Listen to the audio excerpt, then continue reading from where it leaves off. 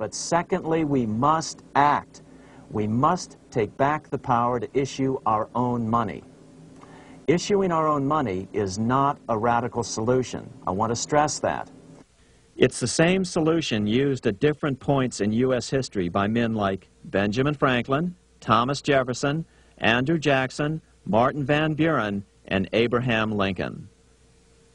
So, to sum it up, in 1913, Congress gave an independent central bank, deceptively named the Federal Reserve, a monopoly over issuing America's money.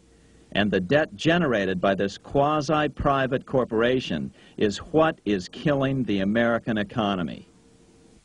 Though the Federal Reserve is now the most powerful central bank in the world, it was not the first. So where did this idea come from? To really understand the magnitude of the problem, we have to travel back to Europe. Just who are these money changers James Madison spoke of? In the Bible, 2,000 years ago, Jesus drove the money changers from the temple. It was the only time Jesus used force during his ministry. What were money changers doing in the temple? When Jews came to Jerusalem to pay their temple tax, they could only pay it with a special coin, the half shekel of the sanctuary. This was a half ounce of pure silver about this size. It was the only coin around at that time which was pure silver and of assured weight without the image of a pagan emperor. Therefore, to Jews, the half shekel was the only coin acceptable to God. But these coins were not plentiful. The money changers had cornered the market on them. Then they raised the price, just like any other commodity, to whatever the market would bear. In other words, money changers were making exorbitant profits because they held a virtual monopoly on money. The Jews had to pay whatever they demanded. To Jesus, this totally violated the sanctity of God's house.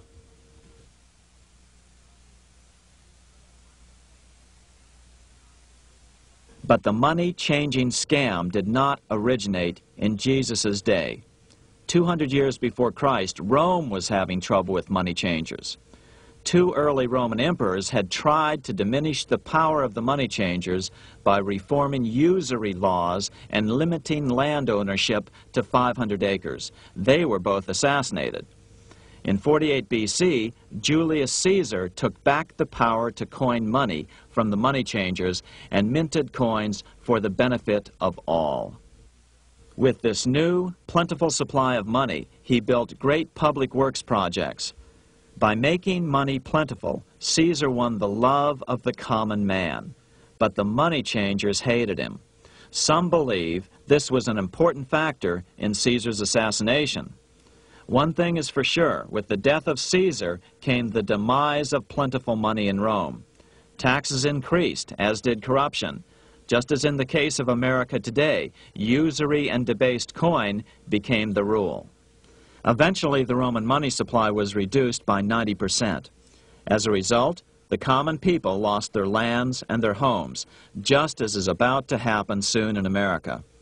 With the demise of plentiful money, the masses lost confidence in the Roman government and refused to support it. Rome plunged into the gloom of the Dark Ages.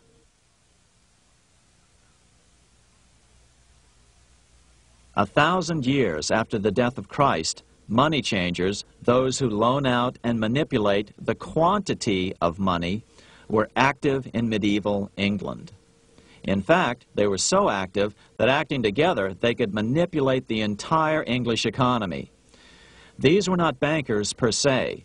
The money changers generally were the goldsmiths. They were the first bankers because they started keeping other people's gold for safekeeping in their vaults.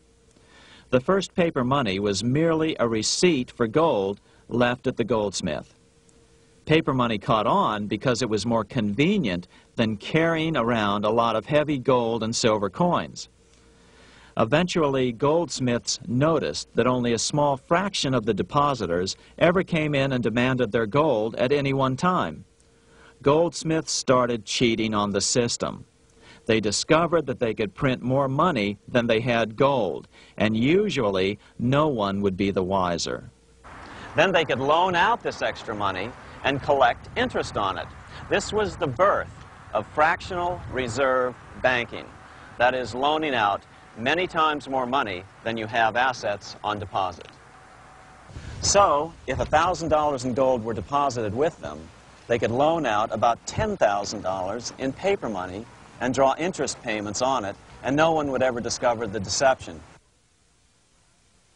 By this means, goldsmiths gradually accumulated more and more wealth and used this wealth to accumulate more and more gold. Today, this practice of loaning out more money than there are reserves is known as fractional reserve banking. Every bank in the United States is allowed to loan out at least 10 times more money than they actually have. That's why they get rich on charging, let's say, 8% interest. It's not really 8% per year, which is their income. It's 80%. That's why bank buildings are always the largest in town. But does that mean that all interest or all banking should be illegal? Hardly.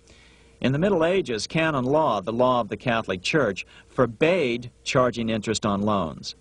This concept followed the teachings of Aristotle and St. Thomas Aquinas. They taught that the purpose of money was to serve the members of society, to facilitate the exchange of goods needed to lead a virtuous life. Interest, in their belief, hindered this purpose by putting an unnecessary burden on the use of money. In other words, interest was contrary to reason and justice. Reflecting church law in the Middle Ages, Europe forbade charging interest on loans and made it a crime called usury. As commerce grew, and therefore opportunities for investment arose in the late Middle Ages, it came to be recognized that to loan money had a cost for the lender, both in risk and in lost opportunity. So some charges were allowed, but not interest per se. But all moralists, no matter what religion, condemn fraud, oppression of the poor, and injustice as clearly immoral. As we will see, fractional reserve lending is rooted in a fraud, results in widespread poverty, and reduces the value of everyone else's money. The ancient goldsmiths discovered that extra profits could be made by rowing the economy between easy money and tight money. When they made money easier to borrow, then the amount of money in circulation expanded. Money was plentiful. People took out more loans to expand their businesses. But then the money changers would tighten the money supply. They would make loans more difficult to get. What would happen? Just what happens today. A certain percentage of people could not repay their previous loans and could not take out new loans to repay the old ones. Therefore, they went bankrupt and had to sell their assets to the goldsmiths for pennies on the dollar. The same thing is still going on today. Only today, we call this rowing of the economy up and down the business cycle. Like Julius Caesar, King Henry I of England finally resolved to take the money power away from the goldsmiths about 1100 AD. Henry could have used anything as money, seashells, feathers, or even yak dung, as is often done in remote Tibetan provinces. But he invented one of the most unusual money systems in history. It was called the tally stick system. Here I have one of the few surviving examples of this form of British money, which lasted 726 years until 1826, a tally stick. The tally system was adopted to avoid the monetary manipulation of the goldsmiths. Tally sticks were money fabricated out of sticks of polished wood. Notches were cut along one edge of the stick to indicate the denominations.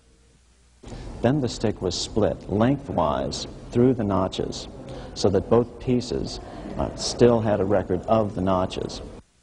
The king kept one half to protect against counterfeiting.